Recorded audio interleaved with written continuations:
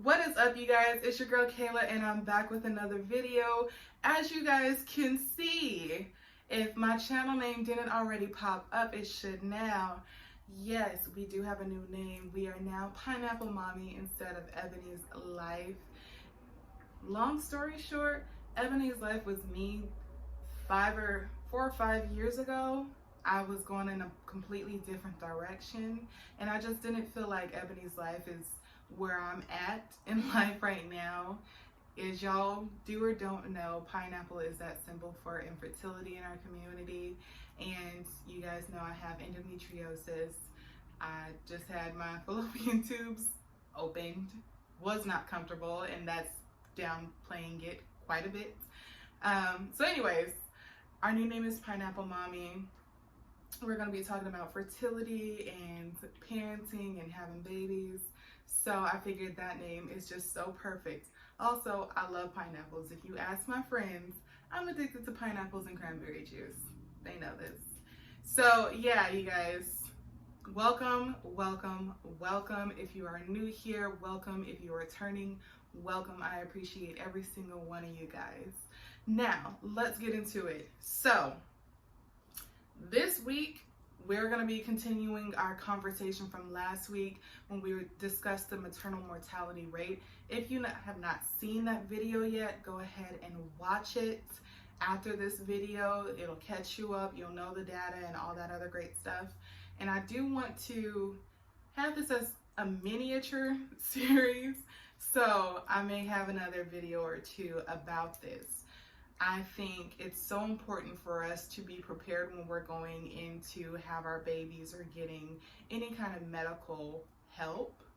So that is that. Today we're going to be talking about knowing our bodies and how that helps us advocate for ourselves. So knowing your body is so important. You need to know what's normal for you, what's not normal for you. You need to know what's normal for a human body and what's not normal, because what may be normal for you may not be what's normal for the human body. That should not be going on. So you need to know that. Me, for example, I had endometriosis. I was dealing with those symptoms back in high school, but since I'd been dealing with that so early on, from me starting my period to those horrible pains, I didn't know any better. That was just my norm. I just thought everybody had ridiculously long, heavy periods. I thought everybody had pains so bad that they were debilitating. I just thought everybody had these because that's all I knew. And my mom was the same way. So it wasn't until I turned 18 and my OBGYN told me, no, honey, that's not normal. We need to run some tests. Unfortunately, she was part of a bit of a scamming circle where I'm from, where a lot of doctors falsely diagnose people with cancer so they could scam them and their medical insurance and get all this extra money. Thankfully, to the best of my knowledge, all of those doctors were prosecuted and nobody's practicing anymore. But it is unfortunate because I went through a whole year of hell of getting a lot of medical tests done unnecessarily. Mind you, I hadn't told my family either, because she told me I had cancer December 23rd of 2013. So it's like, hey, Merry Christmas, you little 18-year-old, you have cancer. So I couldn't quite tell my family. I didn't want to ruin the holidays for them. And then after several months of my mom seeing me go to all these doctor's appointments, she started asking questions. She's like, what is going on with you? You're always going to the doctor. You always have some sort of test being done, or you're going back to get the test results, and what is happening? And finally I told her, and it wasn't until my doctor said something about, I was asking about treatment, because a year, you're telling me I have cancer. Typically when somebody says that you have cancer, your next thing is, okay, these are your treatment options, this is what we're going to do, blah, blah, blah, you know?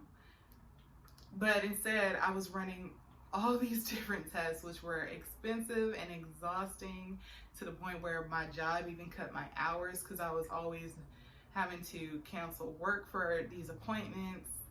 And all of that for her to finally say, well, yeah, you have cancer, but there's nothing I can do for you, so come back in a year and let's see what's going on.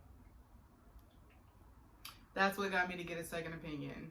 I was 19, and my new doctor, who looked at me like I was crazy, told me, no, you don't have cancer. I don't even see the massive cyst that she claims was there. Got a third opinion, and he agreed with the second doctor. And he's like, you don't have cancer, you have endometriosis. And I'm fairly certain you do, so I'm gonna give you this birth control. And if it helps with your symptoms, clinically speaking, we can confirm that that is endometriosis. So yeah, sure enough, that's what it was. Sure enough, that's what it still is. And y'all know the rest. What happened with my doctor recently and me trying to have a baby.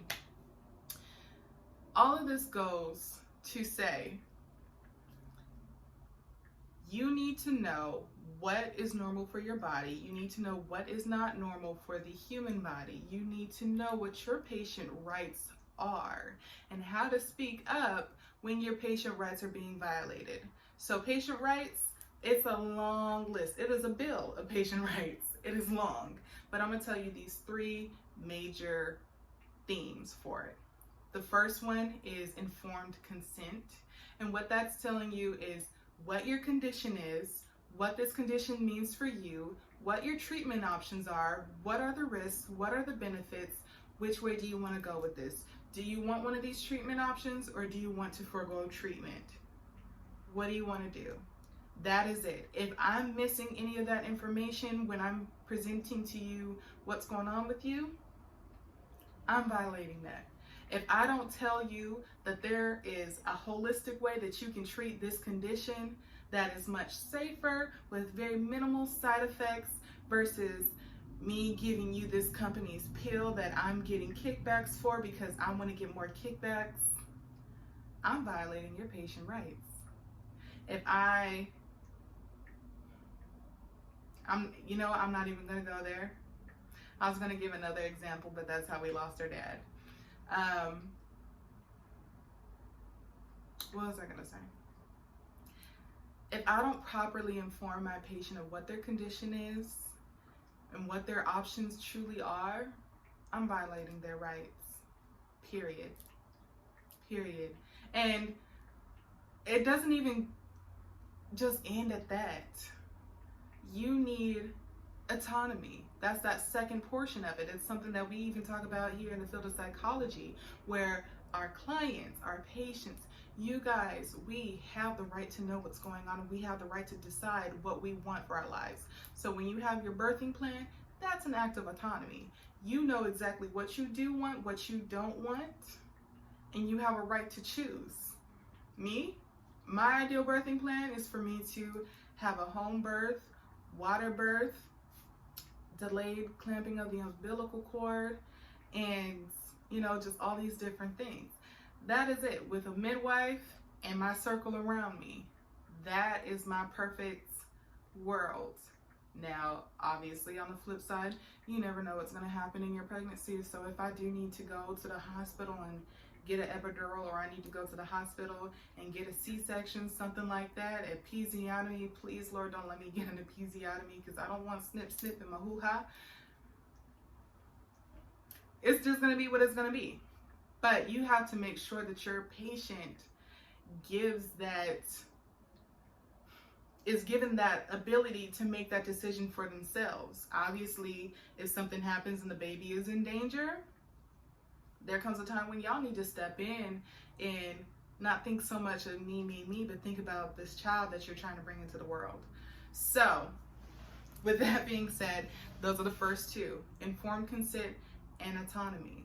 The third one, very simple, it's what everybody knows, is confidentiality. You have certain information, you have certain rights to where your private health information is not going to be shared or sold with somebody. The only time that that is shared is if you give consent, or if your life is in danger, or somebody else's life is in danger to the point where law enforcement, things need to happen so that somebody doesn't lose their life. That's what it is in a nutshell. So, with that being said, I do want to post a couple more videos on this, going into detail on the things that you should know about your rights, the things that aren't as talked about. That way we're prepared when we go into this, because it's 2020 and I'm not gonna cuss. I'm not. But I sure don't want to see anybody else dying when they should have had the medical care that they needed. I don't want somebody else to die when the condition that they had, the situation that they were in, were easily fixable. You mean to tell me all I needed was a couple stitches so I wouldn't bleed out? Hit me with a steroid injection and some stitches so I wouldn't bleed out?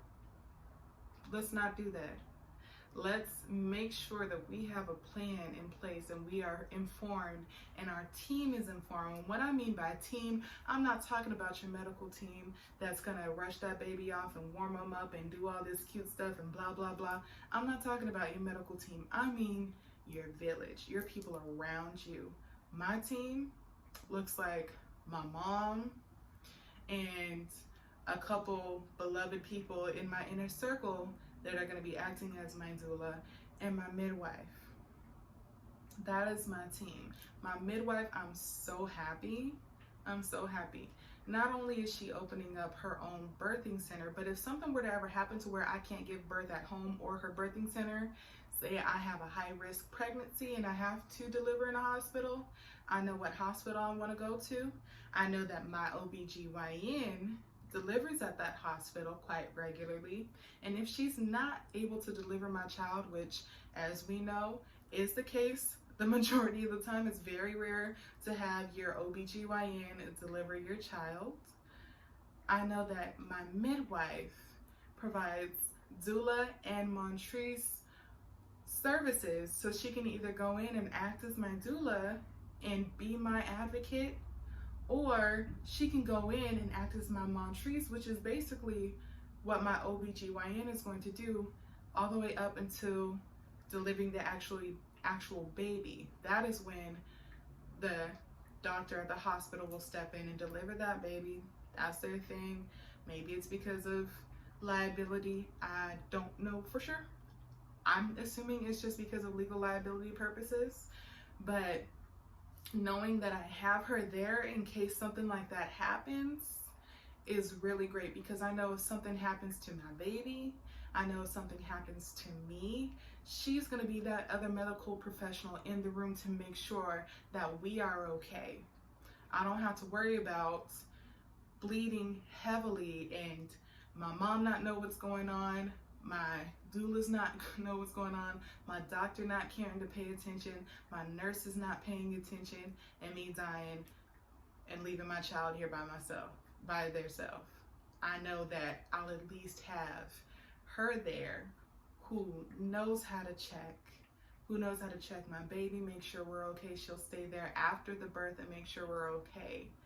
So that is why I know I'm long-winded, but that is why I want to post a couple more videos on this, make this a little series so that you guys are able to get your ducks in a row, get your village set up, get your team set up.